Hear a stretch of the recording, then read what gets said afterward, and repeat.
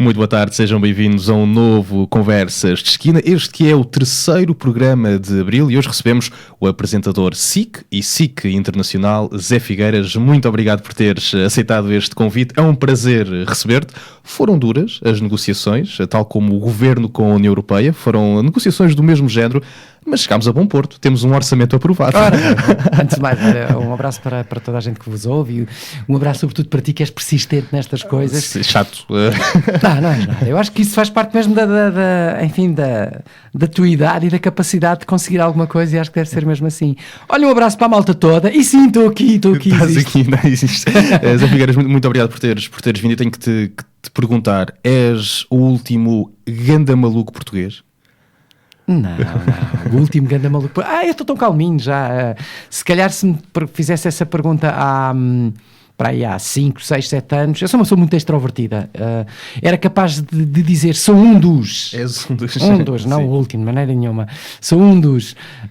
Mas agora, independentemente dos programas que eu faço e que obviamente não se vêem cá e que as pessoas dizem, mas onde é que ele anda? Então, mas ele ainda existe, ele está na televisão. Estou, sim senhor, só que estou a fazer televisão para um mercado das comunidades que é o Alô Portugal, dirigido às nossas comunidades espalhadas pelo mundo. Daí estar muito mais virado até lá para fora do que propriamente cá dentro, como é óbvio, mas continuo ainda com a mesma irreverência, obviamente não mais contido, não é? Mas eu acho que faz parte de nós isto, sermos extrovertidos e não sermos tão introvertidos. Daí até falar um bocadinho da minha carreira, olha, ter entrado neste mundo da comunicação até sem estar à espera. E assim as coisas aconteceram. A idade traz uma calma obrigatória? Ou necessária? Nem é uma questão de calma. Vamos lá ver, eu agora não... Assim, já a idade, imagina isto, já não tenho 20 anos, já tenho aqui quase o cotazinho de 50. Mas o que eu estou a querer dizer é que a idade não nos acomoda. A mim não me acomoda. Pronto, tenho 40 e poucos anos, vou-me sentar agora porque já estou cansado. Nada disso.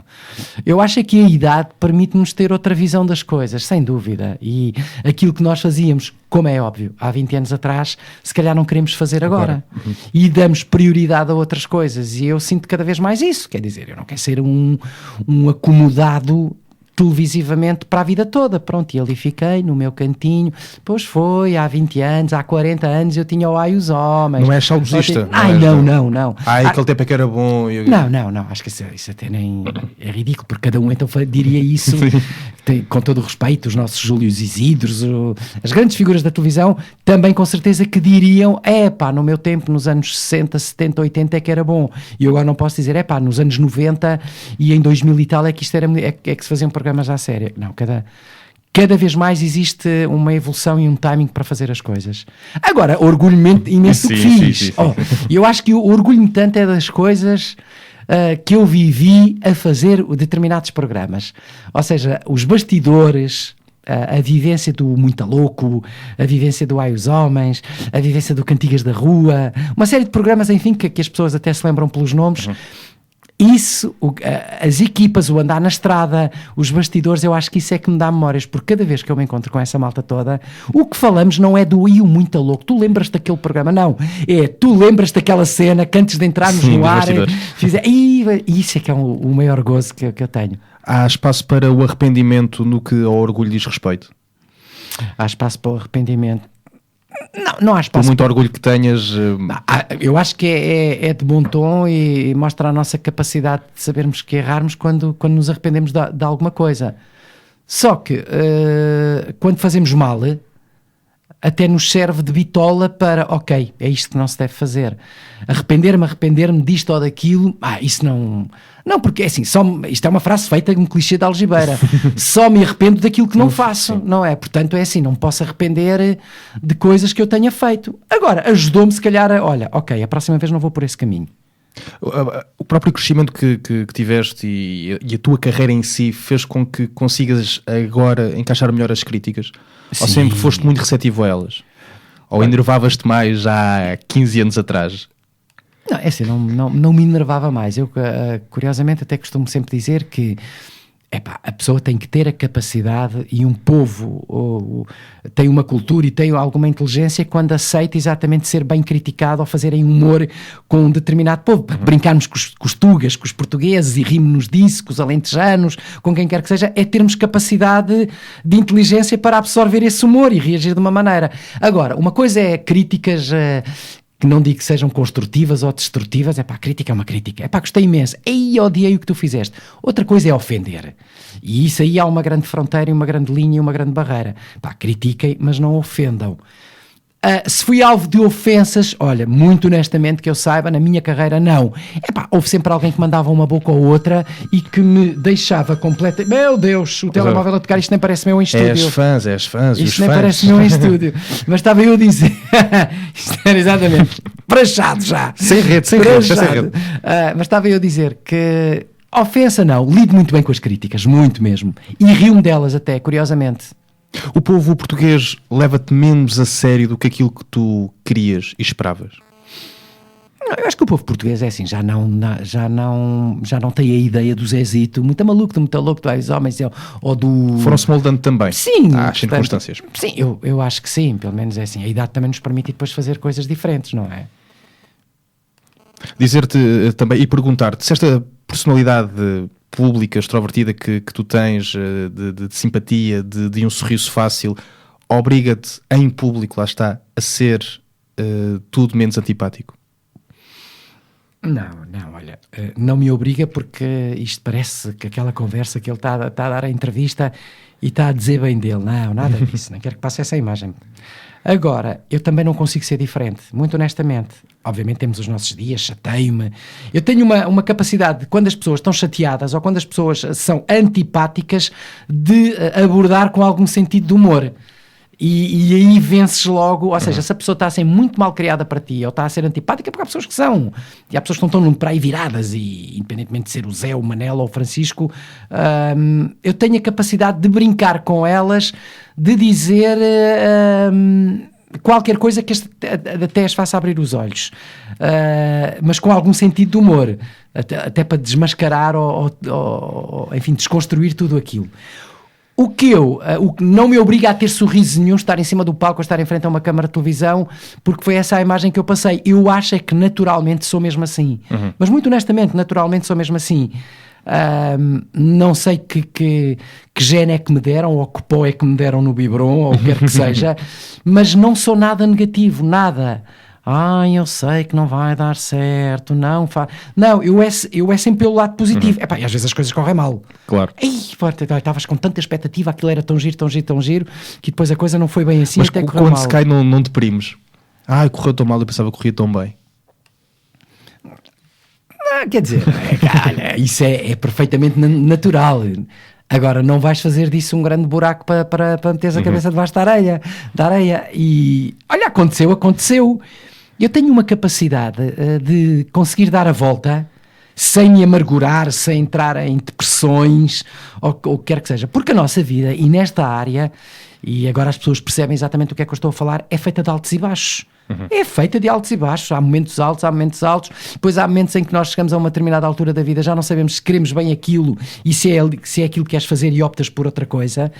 E então, cada vez que estavas lá em cima era uma maravilha, cada vez que estavas cá em baixo metias a cabeça debaixo da areia, ou entravas em depressão porque agora não tens o programa que tu querias. Não, nada disso. É assim. Então embora, vamos seguir por outro caminho. Perdeste protagonismo em prol da felicidade?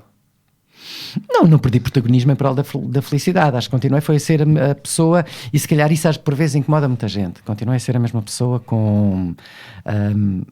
que não se deixa vencer por uma crítica ou por uma reação menos positiva. E o facto de eu escolher o meu caminho e querer estar a fazer isto agora neste momento é porque me sinto feliz. A carreira continua. Há espaço para a verdade num meio tão competitivo? Em que aspecto? Verdade? Ou seja, genuidade, aquilo que tu és, a genuidade, num meio tão competitivo, há espaço para essa genuidade, para essa tão grande sinceridade? Assim, está no género. Ou há muitos dissabores à conta de... Assim, há pessoas que nos deixam e que marcaram e passaram pela minha vida profissional e que eu fiquei depois com uma opinião completamente diferente delas daquela que eu tinha no início. Mas isso acontece na minha área profissional como em qualquer outra, não é? Até na própria amizade, ponto. O amigo que era amigo e amiga, afinal revelou-se ali uma coisa completamente diferente. Ou a amiga que era assim ou assado. Agora, é um meio muito competitivo, é sem dúvida. É um meio em que provavelmente tu empurras o outro para te pôr à frente. Sim. Mas eu acho, e esta é a minha filosofia, mas é mesmo a minha maneira de estar na vida, na minha área profissional. É assim, se as pessoas gostam do teu trabalho, vêm ter contigo. Ponto. Não é preciso empurrar o outro, ou não é preciso empurrar ou a machucar o próximo para poderes-te pôr à frente amigos de pés e dizeres, olha, eu estou aqui, quero fazer isto. Mas quem lá está dentro sabe, olha, o A, o B ou o C é a pessoa indicada para fazer isto. Agora, assim, não vamos ser ingênuos. Há um lobby muito meio nestas coisas no meio, há os conhecimentos, há as amizades, há o A que janta muito em casa do B, há o B que janta muito em casa do C e tudo mais. Mas isso faz parte do percurso profissional das pessoas e da forma como se ligam uns aos outros. És capaz de chamar a atenção para isso. Não vais por aqui, não te metas em bicos de pés, já tens esse caráter quase de professor. Sim. Ou não te gostas de meter no meio de... Não, eu acho que até tenho a capacidade e tenho a legitimidade para já poder dar conselhos, isso sem dúvida. São 25 anos quase desta brincadeira muito a sério, desta brincadeira, portanto permite-me dar alguns conselhos à malta que entra e que eu próprio digo, olha, porquê? Porque eu fiz exatamente o mesmo percurso, não é? Olha, não vale a pena ir por ali porque depois podes ter um grande dissabor. E... também não vale a pena armar sempre em neutrozinho. Não, a pessoa quando tem a opinião a dar, tem que a dar, acabou. E não vale a pena ficar acomodado. Agora, dou alguns conselhos, inclusive comecei a fazer umas coisas na minha área, que é dar formação, na área televisiva, e gosto imenso, e apanho targets de 19, 20, 21 anos, em que eu, e malta inclusive é licenciada, em que eu sou o primeiro a dar a minha opinião. E uma das coisas que eu digo é, pessoal, nunca desistam, nunca. Não os levei a muitos na minha vida. Portanto, nunca desistam, vão às coisas. E eu fui sempre assim, eu acabei o curso na altura e fui bater às portas da rádio, isto há 20 e tal anos, quando ainda não existia nenhuma televisão privada, existia a RTP, e para mim a RTP era uma coisa... inatingível. Completamente. Não, completamente. Então o que é que eu fiz? Era a grande loucura, eu faço parte de uma geração que começa na rádio, bater às portas da rádio com um currículo. E olha, acabei por ficar numa rádio, houve alguém que disse assim, então deixa lá o miúdo fazerem algumas coisas, e aí começa o meu percurso profissional, que me orgulho imenso, não é? Quantas vezes é que pensaste em desistir? E eu se calhar não fui feito para isto. Isso dizemos, não é? Não, isso, desistir nunca. Olha, respondendo já à tua pergunta de uma forma muito direta. Mas os jovens não lidam muito bem com o não. Sim, e eu levei muitos nãos, hein? E os nãos servem para aprender e servem para levares um abanão e ficar com a cara ali vermelha do estalo, mas depois dá-te para acordar. Levas muitos nãos, mas e depois o não, quando tu vences, isto é quase que um conselho que eu dou, tem outro sabor. E olha que fala a experiência própria. E deixa-me dizer isto, já que estou contigo na rádio, uma dos primeiros sítios em que eu batia uma porta, levei um não redondo e apresentei-me exatamente como um jovem com um currículo na mão. Tudo bem, estamos a falar de há alguns anos atrás, onde as coisas eram completamente diferentes. Assim, não havia internet. Não havia Facebook, gente. As pessoas viviam sem Facebook. Não havia telemóvel. Não havia nada. Não havia telemóvel, exatamente. Estás a ver? Não havia telemóvel. E estamos a falar daí de há 25 anos. Portanto, não havia telemóvel. Ou tu davas o teu contacto e ligavam para casa... Sim. Para o fixo, exatamente. Porque nós vivíamos com os pais, ligavam para casa e tu tinhas ali uma resposta, ou então estavas sempre atento ao telefone e perguntavas sempre, alguém ligou, mãe? Aquela coisa, alguém ligou, mãe? Porque nós vivíamos na casa dos pais, pronto. E havia o telefone fixo. Hoje em dia é tudo diferente. E isto para dizer que, o conselho, levei um não redondo, mas redondo ali na cara, de alguém que me atende e que eu acredito, mas pronto, eu não tenho essa postura, mas eu acredito que isso possa existir de um jovem que bate a uma porta, que está ali com um currículo, e então tu levas assim com um dinossauro da altura, mostras o teu currículo, que nem olha para o currículo, e a pessoa quase que nem olha para a tua cara, e e pronto, e desvaloriza-te, não digo humilhar, mas ignora-te completamente. E tu sentes perfeitamente que tu estás ali e dizes pronto, e com uma forma humilde, modéstia à parte, que eu acho que essa foi sempre a minha, dizer pronto, olha, quando tiver tempo, se puder, dê uma vista de olhos no currículo, se achar algum interesse, olha, eu estarei aqui. E atenção, eu estava a pedir estágio na altura, como hoje acontece. Exatamente. O estágio é aquilo onde tu dás o tudo por tudo. Para depois ficares. Exatamente. Para depois haver um convite. E é engraçado, isto ficou-me gravado para a memória e serve-me exatamente como exemplo e como bandeira. A pessoa ignorou-me completamente, nem olhou para a cara e disse, deixa ficar, mas olha que está complicado, nem sei se, pronto, há muito mais gente à sua frente. Como é óbvio. Eu devia de ser aí o 25º que lá bateu o milésimo que bateu à porta para entregar um currículo, mas pronto, não deixei de entregar porque, sei lá, se existem 1000 ou 1500 pessoas que quiseram entregar o currículo. E pronto, e olhou, e eu saí, e cá está, estas situações. Nunca te sentiste deprimido? Claro que me senti deprimido, quando a porta fechou e eu começo a descer a escada ou aquele elevador, digo assim, realmente isto é uma coisa, isto é... não devia ser assim, olha, eu pelo menos dizia, pronto, fazia nem que fosse um teatrinho. Muito bem, olha, deixe ficar, nós vamos ter tempo de avaliar, é complicado, não sei o quê, mas vamos ver aí o seu currículo, não sei o quê. E disse assim, fogo, mas pronto, olha, um dia vou conseguir. E eu entrava naquela como todo jovem, e consegui. E cara a cara lidei um dia com essa pessoa. Cara a cara essa pessoa um dia trabalhou para mim. Trabalhou entre aspas, trabalhou para mim na área da produção. Porque a vida dá muitas voltas. Sob-te a vingança, quase. Não. Eu não digo que a vingança serve fria nem nada disso. Mas foi aquela pessoa, um dia quando me entra pelo nosso gabinete, está aqui a pessoa X para trabalhar connosco, que tem alguma experiência na área da produção e da comunicação e não sei o que mais. Eu olho e é engraçado. E acho que isto é que tem o sabor, enfim, o bombom. A pessoa nem se lembrava disso. Portanto, é assim, eu na altura fui mesmo mais um que apareceu ali, como é óbvio, a pessoa não se lembrava de mim. E eu perguntei, e eu um dia tive a oportunidade de lhe dizer isso. E não dei conselho nenhum, nem fui, ou seja, nem lhe dei lições nenhumas, por amor de Deus. Mas foi tão bom eu ter tido essa conversa com a pessoa. E recordou-se, e ela disse, pronto, eu não tenho ideia disso, mas lembro-me, não sei o que. Eu disse, estás a ver como a vida dá uma volta. E não sei, pelo menos eu vim-me embora e depois, e acho que o recado foi dado. Estás a ver? Sim. Portanto, é estas coisas. Agora, senti-me deprimido. Claro que me senti, até vinha, caramba, esta gente, que tratam as pessoas de uma maneira, eu não sei como é. E um dia mais tarde está ela... À tua frente. À minha frente, e entre aspas, a escrever coisas para mim, e a redigir até notícias para mim, coisas para o programa, para os programas que eu fazia, e eu naquela, as voltas que o mundo dá. De facto, e depois houve uma coisa, o universo encarrega-se de tudo, não é? A vida leva-te lá. Exato. O mundo anda à volta. Eu não sei nada de coisas aí, de misticismo nem nada disso, mas o mundo gira. E as pessoas acabam por se cruzar todas, não é? E depois isto é uma aldeia. Uma aldeia. E quem brinca contigo e quem tu dizes bem vai-se cruzar contigo um dia mais tarde, porque na mesma área. Ou mesmo quem te trata mal vai-se cruzar, possivelmente, é quase inevitável cruzar-se contigo. E depois damos-nos todos bem, e depois até trabalhamos todos em equipe e é uma maravilha e não sei o quê, mas há qualquer coisa muito... Mas não há aí um lado de hipocrisia, quase? Aquele que foi capaz de dizer mal de ti um dia, trabalhar contigo e... fazer-te passar por, agora o Zé é meu amigo e trabalhamos juntos e... assim, não sei se a pessoa dizia que o Zé era meu amigo ou não, mas é engraçado que eu tinha que ter esta conversa com a pessoa e tive esta conversa com a pessoa e abri o jogo e disse, olha, eu não posso deixar de dizer isto e não sei o que mais. Tu foste daquelas pessoas que mais que mais me feriram na altura o ego de um puto a entregar um currículo com 20 anos, 22, 21 anos, a entregar um currículo para querer fazer um estágio para trabalhar e completamente humilhado e arrasado desnecessariamente.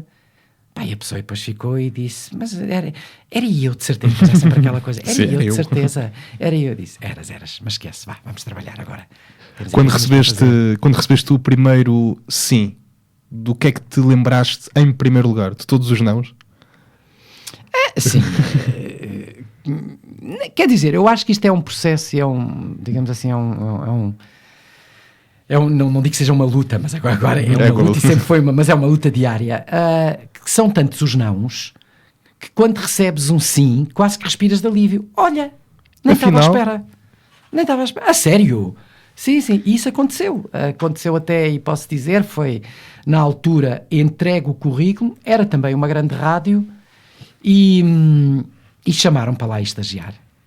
E eu quase que nem acreditava. O quê? Mas chamaram. Nada acontece por acaso. E tudo acontece, obviamente, porque tem que acontecer. Pronto, olha, apanhei um período de férias, um período em que muita gente tinha ido de férias e precisavam ali de malta e não sei o quê, e vamos meter agora uns estagiários que até fazem aqui estes períodos de férias e serve de estágio para ele, etc, etc, etc. E no final acaba o meu estágio e sou chamada à direção Para ficar. para ficar. E disse, a sério?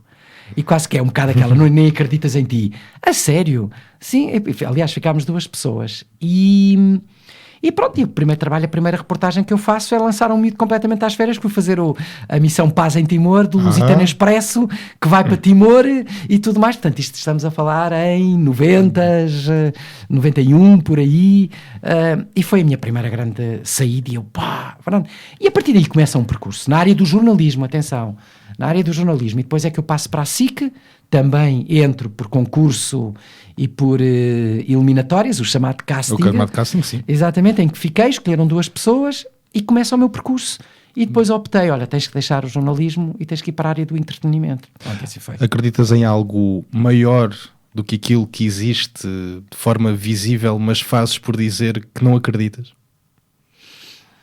É assim, vamos lá ver, eu não vivo à volta daquelas coisas do acreditar, nem superstições, nem, não, pronto. Nem crenças, nem... Não, nessas coisas, não, sou muito cético e ainda bem, porque senão não fazia nada sem me virar para a direita ou virar para a esquerda, nem conseguia. Estava dependente sempre disso. Respeito imenso quem tem isso e não acreditamos, mas que elas existem. Elas existem. Pronto, vamos por aí. Agora, acredito sobretudo no nosso trabalho e acredito que umas vezes fazemos bem, acredito, não tenho a noção, mas às vezes fazemos bem, outras vezes fazemos mal. Mas isso é perfeitamente normal e errar é humano. Umas vezes estamos melhor, outras vezes estamos menos melhor. Pronto. Mas também nestas coisas de televisão e nestas coisas de rádio e na área da comunicação também tens sempre uma grande equipa que te apoia, não é? Sim, portanto, que é o suporte, que é a rede. Sim, está sozinho também, portanto também nunca ninguém te deixa cair ou esbarrar completamente. Depois há a capacidade de cada um ou não de dar a volta quando a coisa não está a correr bem, de improvisar, de não sei o quê, e depois, de uma maneira subtil ou ligeira, conseguimos, se calhar, até dar a volta às coisas. Ao longo da tua carreira, tiveste tempo e espaço para ter um ego maior do que tu? Não, assim, tinha a noção, ao longo da minha carreira, e estamos a falar de bons anos, tinha a noção de que, de facto, me tinha tornado uma figura da televisão, um puto na altura com 30 anos, pronto, que me tinha tornado aí uma figura... Deslumbraste com... Não me deslumbrei, não me deslumbrei. Agora, com certeza que temos outras abordagens na rua que eu próprio depois não estava habituado. Agora, não deixei de ir ao supermercado, não deixei de ir à praça na altura, não deixei de fazer as coisas... Agora, não me deslumbrei de maneira nenhuma, mas temos a noção, e aí, modéstia à parte, que cresceste e estás num patamar que tornei-me numa figura pública sem imaginar um dia que isto me ia acontecer. A fama é uma causa boa ou uma consequência má daquilo que tu fazes? A fama é aquilo que nós queremos ser. Eu costumo dizer que nós temos a fama e somos estrelinhas à dimensão do nosso país. Ponto. O país é pequeno. Ou seja, estrelinhas mesmo. Exato. O país é pequeno, estrelinhas pequenas. E o Herman, que era sempre uma das, sempre uma das nossas referências, dizia sempre isto: nós vamos para Badajoz e ninguém nos conhece. Sim. Acabou, pronto. Uma estrela é uma estrela como nós conhecemos, sim, a nível internacional. Sim. E uma estrela. E depois somos um país pequenito, pronto, conhecemos e é tudo muito giro. E depois Lisboa, tudo nariz em pé, tudo de galões puxados. És figura pública, és vedeta, és ator, és atriz. Para ti isso nem vale a pena. Não sei o quê. Sais fora de Lisboa, temos uma realidade, com todo o respeito a todas as cidades, em que te sentes um bocadinho, eu mando nisto tudo, vou para o interior do país, aí veneram-me, eu sou o maior, e não é bem assim. Nós somos as estrelas à dimensão do nosso país. Agora, claro, há pessoas, eu costumo dizer, no estrelato que eu aprendi, as pessoas quando vêm ter connosco é porque gostam de nós. Ponto. Vêm ter connosco é porque gostam de nós. Ou para nos dar um recado, ou para nos dar na cabeça a dizer qualquer coisa. E eu tenho muito isso. Muita gente que vem ter comigo, ouça lá! Diga. Mas é por gostarem de ti, não por te levarem a mal. Não. Exatamente porque vem ali um elo de que, olha, com este eu posso falar. Sim. E isso é maravilhoso. Sim. Quem não gosta de nós ou não liga a essas coisas, também não diz nada. Pronto. E aqui nas grandes cidades é o que se passa. Saímos e vamos para o interior do país. As pessoas gostam muito de vir ter connosco e abordam-nos na rua e eu tenho histórias engraçadas que não os posso contar aqui. Tinha que levar muitos pis, mas já me aconteceu. Zé Figueiras, eu amo-te. Não. Antes, pronto, mais pelo contrário. É coisas mais populares e mais genuínas. Sim. Uma vez entrei num café no Minho. Vamos a isso. Entrei no café no Minho e no Minho as pessoas são... Pronto, as pessoas, aliás, o pessoal do Norte o que tem a dizer diz logo, é uma das características por isso é que eu gosto, não é? Aqui em Lisboa enrolamos, no Norte entramos num sítio, o pessoal o que tem a dizer diz logo, é direto, opa, vai para aqui, vai para ali e acabou. E eu entrei num café e a primeira coisa que estavam lá uns senhores e eu queria perguntar uma informação, isto foi uma tascóriazinha no meio do Minho profundo. Então eu entrei assim, olha, bom dia, desculpe lá, para a zona do Gerês, esta, o que é que eu fui dizer? O homem olha para mim, olha-me aqui, quem é que imagina? Eu sei, eu levo ali 3 ou 4, tu tens cá uma música, mas aquilo é giro, tudo assim, e eu, agora não viu, eu, assim, a sério, gosta, olha-me este filho aqui, não sei o que vai, a entrar-me pela casa adentro. Não vais sair daqui sem provar uma tacinha. E eu disse, esta hora não vais, filha, não sei o que mais. Depois lá lhe perguntei, mas resumindo, é por aqui, para os Gerês. E o homem, por aí, por aí acima e não sei o quê. Mas quer dizer, levas ali 3 ou 4, põe, e que eu disse, olha, isto é o melhor elogio que me podem dar. E é ali que está Portugal. Não, é assim, compara-me este elogio de olha-me este filha aqui a entrar pela casa adentro. Imagina-me este elogio com um elogio. Olha, peço imensa desculpa, gosto imenso do seu trabalho, sempre o admirei imenso. Obrigado. Não sei o quê, pronto, acabou ali a conversa. E imagina o outro elogio, para mim foi o mais genuíno. Mais verdadeiro. Então não foi? Olha-me este grande filha que entrar para ti pela casa adentro. Foi maravilhoso. Portanto, eu tenho este tipo de reação das pessoas. Sou muito deles, eu. Quando o entretenimento te cai nos braços, por assim dizer, o que é que se pensa? Ai meu Deus, como é que eu faço isto? Assim, temos uma equipa que nos apoia. Mas para quem vem do jornalismo, a própria transição não... Sim. E eu continuo a dizer, e digo isto até publicamente, sem pudor nenhum. Eu cada vez que entro numa coisa qualquer, 3, 2, 1, bora. Há ali um nervosinho. Sempre. Há um respirar, há uma coisita de ansiedade, bora, 3, 2, 1, Zé, estás no ar. Há ali uns segundos do... Ora, boa noite, e depois começa a descomprimir, cada vez que tu vais falando, começa a descomprimir, a descomprimir. E eu acho que isto, é sentido de responsabilidade, caramba. E se isto agora falha... Se há um 3, 2, 1, estás no ar... Mas quando esse nervosismo for embora, esse friozinho na barriga, esse medo que as coisas corram mal, se for embora, é sinal que tu próprio tens que te ir embora? Boa pergunta. Pois, quando isso desaparecer um dia é sinal que entras naquela... já me estou a borrifar. É para fazer, 3, 2, 1... Olá, pessoal. Não sei, não é... Acho que o nervosismo é o sentido de responsabilidade. Caramba, nada pode falhar. 3, 2, 1, agora menino, agora não falhes. Chateaste, enervaste. 3, 2, 1, estás no ar, não podes falhar. Olá, não sei o que mais. Vai, aquilo vai descomprimindo. Segundos, mas isto é tudo uma fração de segundos. Segundos depois, 30 ou 40 segundos. Já estás, pronto, já cá. O barco começou a navegar, bora. A paixão por aquilo que fazes ainda tem espaço para crescer hoje em dia ou já está muito consolidada?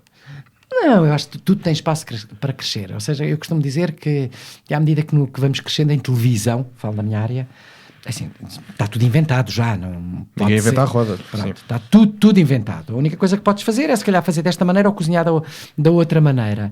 Mas qualquer projeto é sempre um desafio. Isso é qualquer, enfim, formato que te ponham na mão. O sentido é mesmo ali de responsabilidade e tens mesmo que agarrá-lo com unhas e dentes no sentido de caramba, bora lá, não posso deixar ninguém ficar mal. Falando para as comunidades hoje em dia e pegando naquilo que hoje fazes em 2016, falando para quem está lá fora, tu próprio amas Portugal de outra maneira?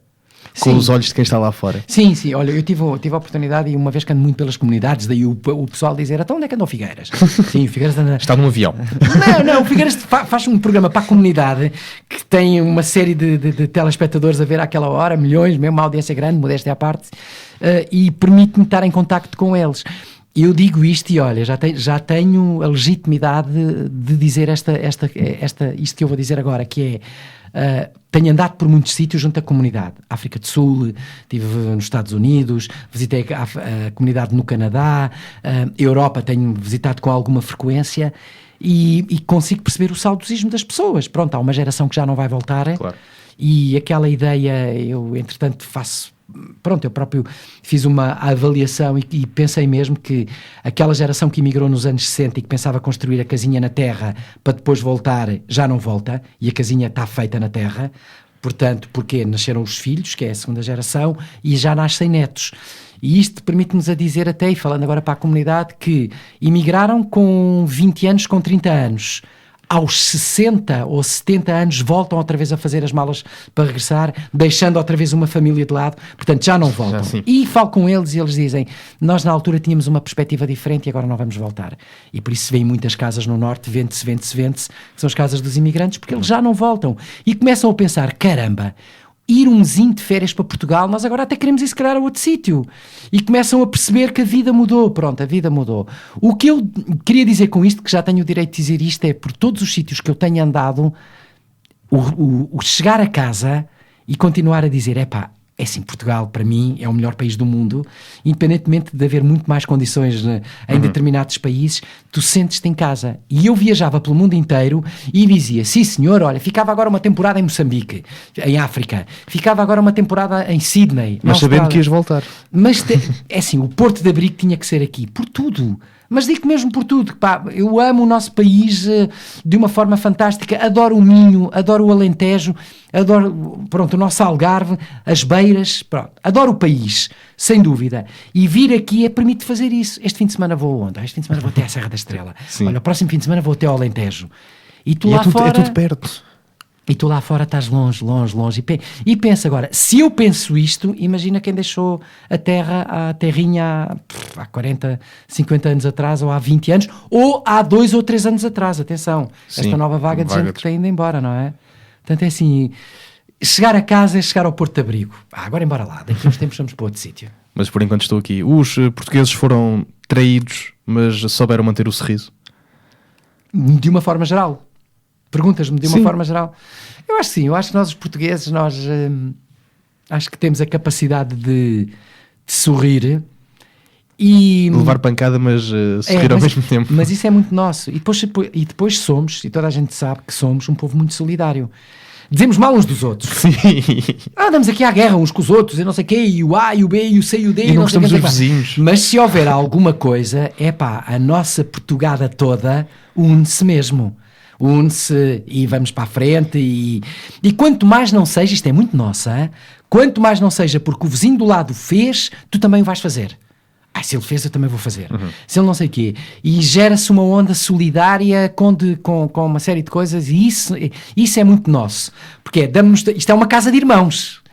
Nós somos uma série de irmãos dentro de casa e todos uns discutem com os outros, é normal, e isto é muito nosso também, o mais novo tem inveja do mais velho porque não sei o quê, pronto, somos um bocado disto, porque o outro tem, que o outro não tem, e a vizinha do lado tem, e nós não temos. Isso é muito, muito português, mas é muito estar-nos no sangue. Já o velho do Restelo era a mesma coisa. Pronto, aquele velho do Restelo que está-nos no sangue é o exemplo exatamente disso. Portanto, dizemos mal de tudo e uns dos outros. Mas depois, se alguém toca na nossa família, sim. Aí os irmãos unem-se. Porque bateram no irmão mais novo ou bateram no irmão do meio. E aí os irmãos unem-se. Mas e depois consegue haver ali, e eu tive essa percepção, que é, damos-nos todos mal. Mas e depois todos defendemos. E eu sinto isso até, olha, através das comunidades. Dizemos mal uns dos outros nas comunidades e dizemos mal, não. Há comunidades que, pronto, intrigas e coisas não sei o quê, mas se dizem mal de Portugal, menino. Pois é. Percebes? Sim. E aí veio agora, vou dar o exemplo tonto, abstrato. O luxemburguês ou o belga chegou à Associação dos Portugueses e começou a dizer mal de Portugal. Menino belga. Já foste. Exatamente. E estavam os portugueses todos à bulha e a dizer mal uns dos outros lá na casa. Os irmãos todos à bulha e com invejas e não sei o quê. Veio o outro e tudo se levanta. Mas estás a dizer mal de quê? Tomara tu ser como... Estás a ver? Sim. E isso é muito... Há um sentimento de pertença. Isso é muito nosso. E senti isso. E que imagem têm os portugueses do irmão Zé Figueiras? Ui! Temos que ir perguntar um de cada vez. Sim, fazer um vox pop. Olha, não sei, mas acho que não tenho ali aquela imagem que as pessoas... Enfim, acho que foi a imagem que eu mostrei ao longo da minha carreira. Agora, não sei, senão fica mal estar a dizer assim. Tem uma imagem simpática. Assim, eu acho que cada um gosta. Há quem gosta e há quem não gosta. Há quem diz, não suporta aquele tipo. Não suporta. É normal, então. Gosto imenso dele. Não sei. Mas é assim, não. Essa pergunta não consigo responder. Que imagem é que eles têm? Não sei, olha a imagem que eu tenho passado ao longo destes anos. O Zé Figueiras, divertido, extrovertido, é o pai Zé Figueiras que também consegue impor autoridade? Agora imponho mais. Agora imponho mais no sentido de que cresceram, estão adultos e se calhar já conversamos de pai para filho de uma outra forma.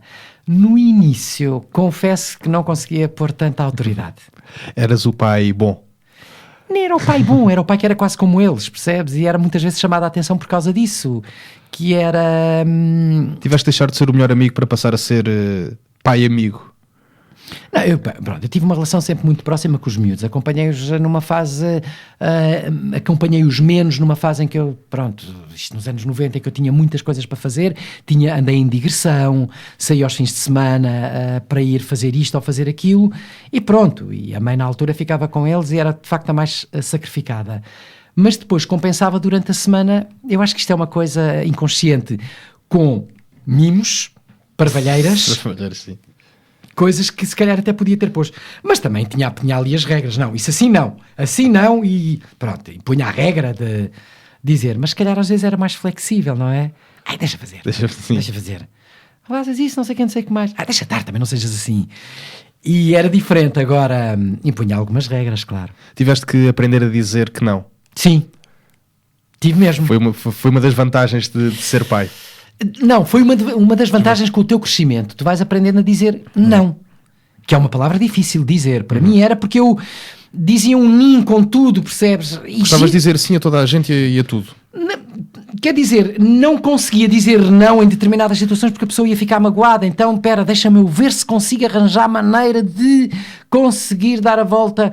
E hoje em dia, mas isso aprende-se, percebes? Isso aprende-se. Há pessoas que têm essa capacidade de não.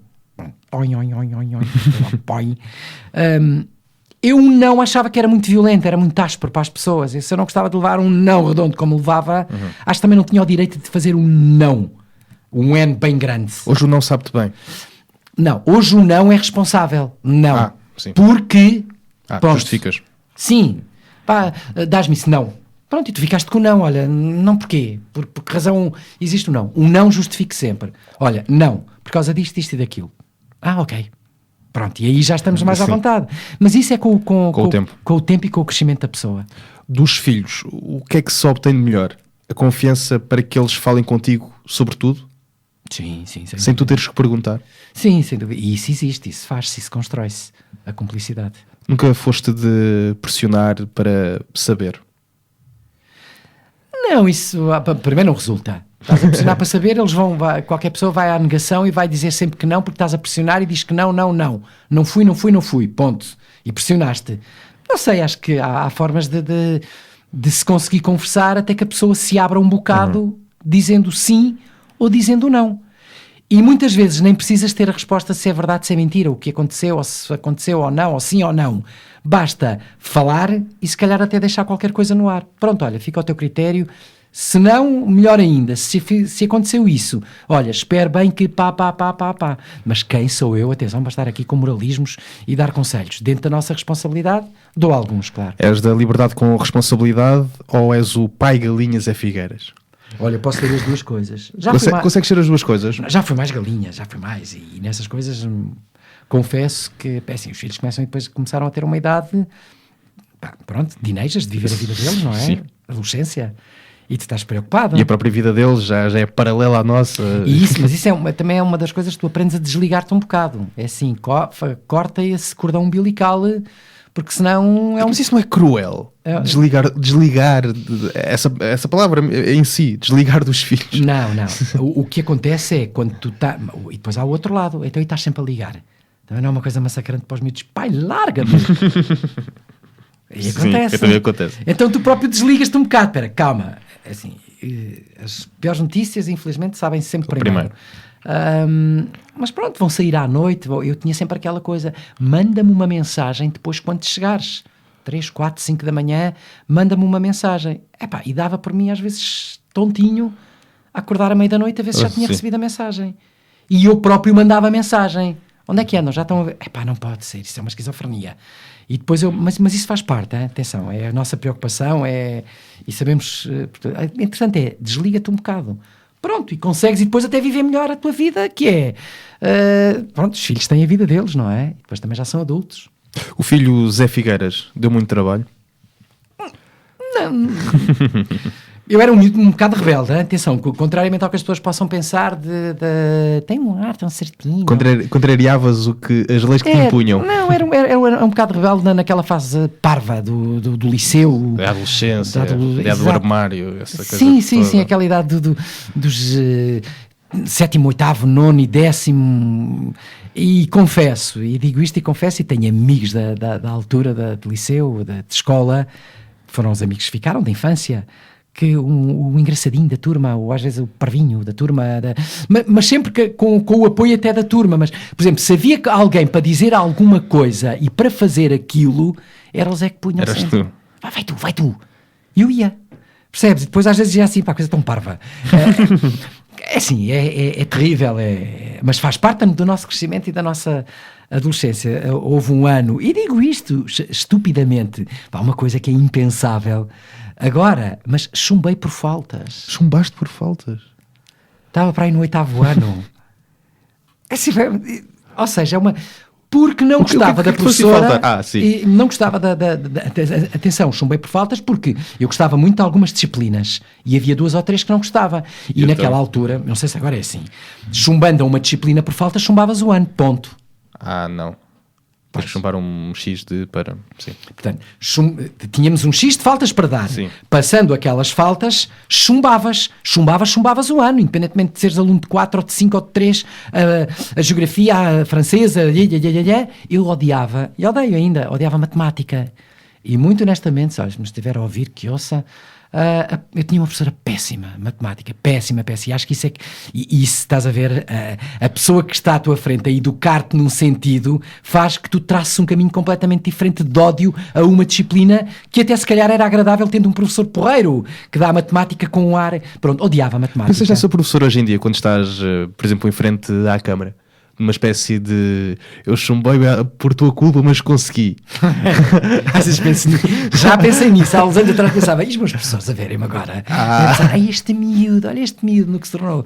Mas chumbei por faltas, e isto tem a ver exatamente com o ar de rebeldia, e a rebeldia que eu fazia era coisa tão estúpida, imagina, mas faz parte do nosso crescimento.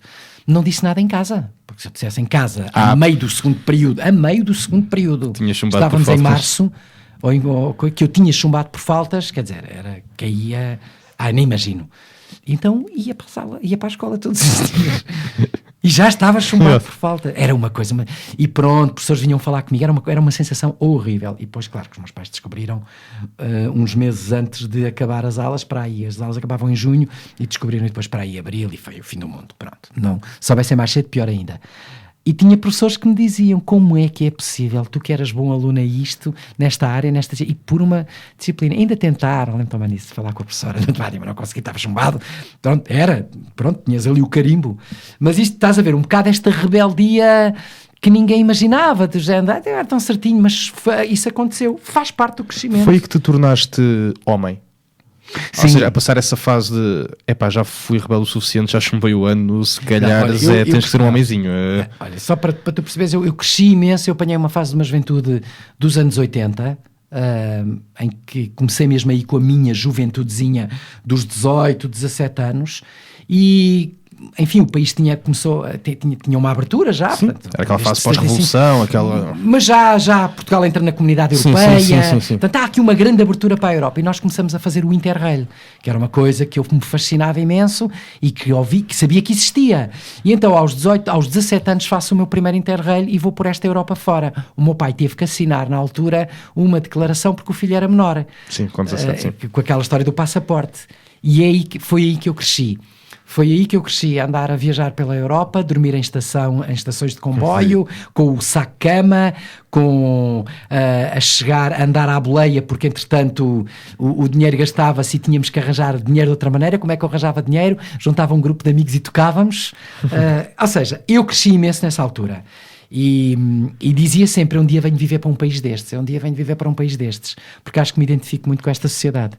E quando voltei, começam os cursos, a acabar cursos e pronto, a recuperar um bocadinho a vida daquela rebeldia do teenager do liceu, não é?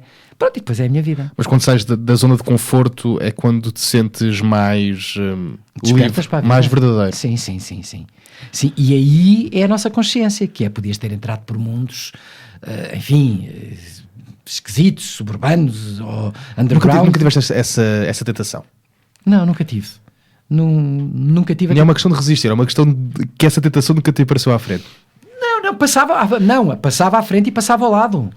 E todos nós, acho que era hipócrita se dissesse que não deu uma passa quando andava no liceu. Então fazia parte da nossa juventude, aquela passa, experimentar, deixa-me dar uma passa para ver como é que é. Bem, não des mais do que 2, que depois ficas maluco. Aquelas coisas que era fumar o charrozinho. Isso faz parte do nosso crescimento. Mas aliás, estas eram as conversas que nós tínhamos em casa. E não tens pudor de o dizer hoje? Não, estas eram as conversas que nós tínhamos em casa com os filhos à mesa. Que era o fumar cigarros, que há aquela fase da descoberta e começar a fumar cigarros, o dar passas em charros, isso faz parte da nossa descoberta. Mas quem é o tipo da minha idade hoje que diz que no liceu não... Há malta que nunca tocou em cigarro, atenção, se calhar estamos a ouvir, nem nunca lhes passou. Agora, isso passava-se à nossa frente. Então, não, ninguém me venha dizer que, não, eu com 15 anos, mas existiam charros, claro que existiam, e estas conversas tínhamos-las à mesa com os filhos. Portanto é assim, vejam o que é que querem fazer, porque há pessoas que ficam agarradas e há outros que experimentaram para ver como é e acabou. E pronto, e isso passou-se na minha vida. Aceitaste de bom grado quando te disseram, pai, hoje fumei o meu primeiro cigarro? Eu acho que os pais toleram mais, porque os pais também começavam depois a fumar mais cedo. O meu pai nunca fumou, mas não, as mães é que era o pior, que as mães batiam-nos se me apanhassem com um cigarro na mão. E hoje, como sou pai, tenho os meus filhos com 20 anos, imaginem, isto foi tudo tão rápido, acho que me incomodava também. Mas isto é nato, não é? Ver o meu filho com um cigarro na mão a conversar, e eu, tira isso que me faz impressão. E eu fumo socialmente, pego num cigarrinho e fumo socialmente. Sou capaz de estar 15 dias, pronto, sem fumar. Matas assim o bichinho. Mas numa festa, deixa-me fumar um cigarro, estupidamente, e pego num cigarro e fumo, e até me sabe bem, ponto. Mas é estranho ver um filho com isso. E sinto exatamente o que era a minha mãe ver um miúdo de 14 ou de 15 anos, o filho com um cigarro lá atrás do pavilhão da escola. É estranho, é muito estranho, mas percebo perfeitamente. Mas isso faz parte do nosso crescimento, pessoal.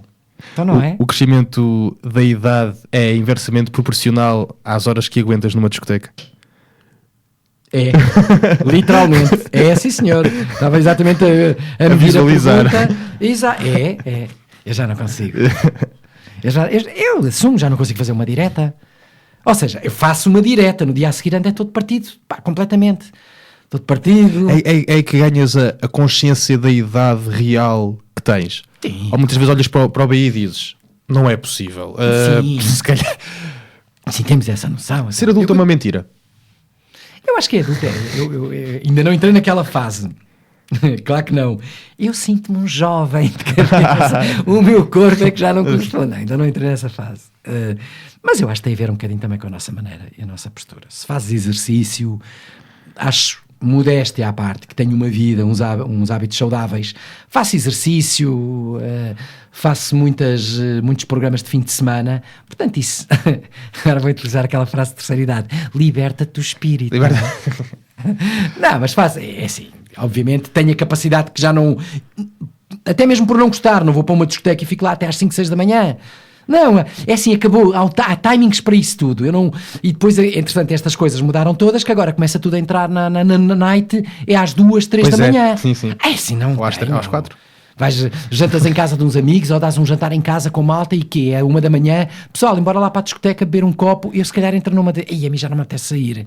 E se calhar e claro, tem a ver com a nossa idade, vamos para a noite, vamos para um bar, estamos todos a beber um copo na rua, ou estamos todos a beber um copo, é 1, é 2 da manhã, é não sei o quê, 4 da manhã, embora ali à discoteca, já não, é assim, já não faz parte. Agora vou, não me apanham lá todos os fins de semana, nem tenho vida para isso, não é? Hoje a própria vida em si e a felicidade mede-se por pequenas coisas.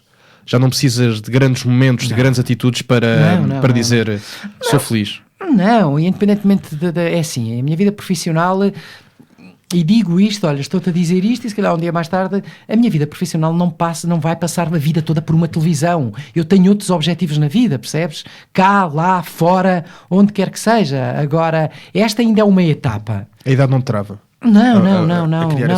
Não. Já tive até inclusive alguns pescar de olho para ir para aqui ou para acolá, fazer trabalhos noutras áreas completamente diferentes. Eu disse, isso era muito bom. Porquê? Porque é assim, profissionalmente eu gosto imenso daquilo que faço, sem dúvida, e acho que não me vejo a fazer também outra coisa, mas se calhar um desafio em algo que eu gostasse mudava completamente a minha vida. E não era preciso estar à frente do ecrã, ou ser mais conhecido na rua, E o Zé? Não sei, o Zé desapareceu completamente. Desapareceu completamente... É uma pergunta que não te incomoda de forma nenhuma. Então o Zé desapareceu completamente. Sim, ok, desapareceu, pronto. A dona Alzira, com todo o respeito, Unhais da Serra, deixou de ver o Zé, pronto, mas é assim, mas o meu grupo de amigos continua. Sim. E eu continuo a fazer a minha vidinha toda, e não tens de estar à frente do ecrã, não é? O que é que ainda te impede de mudar de vida? O que é que me impede ainda de mudar de vida? Enfim, há algumas basezinhas que ainda tenho que cimentar aqui na minha área de trabalho. E assim, não muda ainda de vida porque, pronto, ainda não é a fase para mudar. Mas um dia destes sou capaz de mudar completamente o rumo da minha vida. Não és pessoa de dizer e se eu tivesse feito, e se eu tivesse querido, e se eu tivesse sido? Não és uma pessoa de ses? Sou. Posso ser. Mas também não me prendo muito a isso. Olha, se eu tivesse feito aquilo... Não, porque é assim, se não tivesse feito aquilo, não tinha feito isto. Uhum. Penso sempre desta maneira. Tudo para ti tem uma consequência, uma causa... Olha, eu gostava muito de ter sido, mas isto tem a ver com a minha vontade e ser nato em comunicar. Ou seja, gosto de falar com as pessoas e nos jantares, e gosto de falar. Estamos em convívio, vamos falando de conversas. Uma das coisas que eu gostava imenso de ter sido era comissário de bordo. Dos aviões, pois. Adorava. Mas isto é aquela fase ali dos 18, 19 anos que gostava de ter sido. E que não sabes muito bem ainda. Mas gostava, atenção, não era, que vou ter uma vida linda de andar de avião. Não, nada disso. Tenho amigos meus que, dessa altura, que entraram e que hoje dizem exatamente, mas isto não é bem aquilo que a gente pensa, já que estou há 20 anos e olha, não é lá tão em cima, todos os dias, faz-nos algumas mazelas também. E concorri para a TAP, imagina, entreguei e fui até ao último casting, digamos assim, à última entrevista. Último momento de seleção, passei em todos. Passei na prova da apresentação, aquelas coisas. Prova de línguas, que era importante para eles, eu falava línguas, passei, prova do português, prova de uma série de coisas, e chumbei na última prova que não entrei mesmo. E pronto, foram para lá nos psicotécnicos. Olha, não me pergunto o que é que correu bem, o que é que correu mal, não me interessa, chumbei. Pronto, recebo a carta em casa, de 15 em 15 dias recebi uma carta. Parabéns, ficou aprovado para a próxima etapa. Ei, maravilha. A última, recebi morrer na praia, basicamente. Sim. E andei ali durante uns tempinhos. E sabes que cada vez que eu viajava, ficava vidrado na malta, nos comissários, nas assistentes de bordo, naquela, era isto que eu gostava de fazer, adorava. Aquela coisa do, boa tarde, não sei o que, são os passageiros, adorava, era eu a estar ali a falar com as pessoas. És uma pessoa de pessoas. Não, adorava e acho que tinha, e deixa-me dizer, acho que até tinha muito jeito. E uma vez tive um convite para ir fazer uma viagem, aliás, isso até foi publicado, que era um dos meus sonhos, e a SATA convidou-me para eu ir fazer de comissário de bordo num voo, e fui, adorei, e eu, é a minha praia, e as pessoas a dizer, você está aqui para os apanhados, e eu, não, era para mim, mas o que é que Figueiras está aqui a fazer? E eu completamente a servir, e eu, não, estamos aqui a realizar um sonho. Bom, ainda houve uma altura que eu pensava, e quando via a malta dizia, e se eu tivesse passado? Aí adorava ter tido isto. Mas já com carreira, atenção. Já, como eu costumo dizer, figurinha conhecida lá no bairro. E dizia, adorava ter sido isto. Recuavas no tempo e vias uma vida diferente. Se aquela carta viesse, foi aprovado e pode... Exatamente, pá, nem nunca mais pensaria em mais nada, nem concorreria para mais nada, porque era ali que eu gostava de fazer aquilo, e gostava. Há pessoal que tem aquela ideia de eu adorava ter sido piloto, eu era o piloto, eu era comissário, eu adorava estar ali naqueles corredores. Tens alguma coisa? Juro-te. E tinha um amigo meu que me dizia assim, então pá, vai para trás de um balcão, faz a mesma coisa, de bom dia, tens alguma coisa, estás à vontade também. Mas adorava. Nunca, pensei sempre, quando tu me perguntas se eu tivesse sido, mas se tivesse sido, não teria sido isto, a minha vida não teria passado pela comunicação, pelos ecrãs, por isto e por aquilo. Portanto, olha, o destino traça-nos, ou melhor, a vida traça-nos o destino. E cá estamos. Em 1 minuto e meio, estamos a terminar esta entrevista nas Conversas de Esquina. A idade traz o medo da morte ou a noção do prazer que a vida dá? É uma pergunta para filosófica. A idade, sim. Atenção. Eu com 73 anos neste momento dá para pensar 73 em cada perna. A idade, sem dúvida, a idade traz-te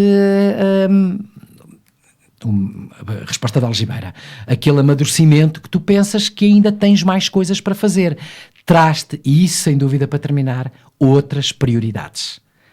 Ou seja, vamos fazer, não, eu prefiro agora ir fazer aquilo. Ir para o outro lado. Exato, isso a idade traz-nos isso de certeza absoluta. Queres ir fazer aquilo? Não, prefiro fazer isto. Pronto, mas são opções da vida. Com 20 anos, com 30 anos, com 40 anos, fazemos tudo. Fazemos tudo. Fazemos tudo, porque isto pode servir e depois a seguir pode fazer ainda mais alguma coisa nesta área. Chegas quase a tocar nos 50 e entras naquela.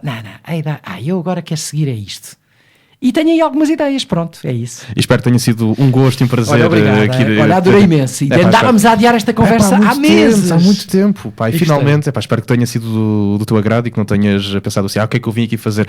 Bem, foi mais uma edição das Conversas de Esquina. Zé, muito obrigado por teres vindo. Voltamos na próxima semana de Revolução, com um novo Conversas de Esquina. Beijinhos, abraços e um excelente e um ótimo fim de semana. Tchau, tchau.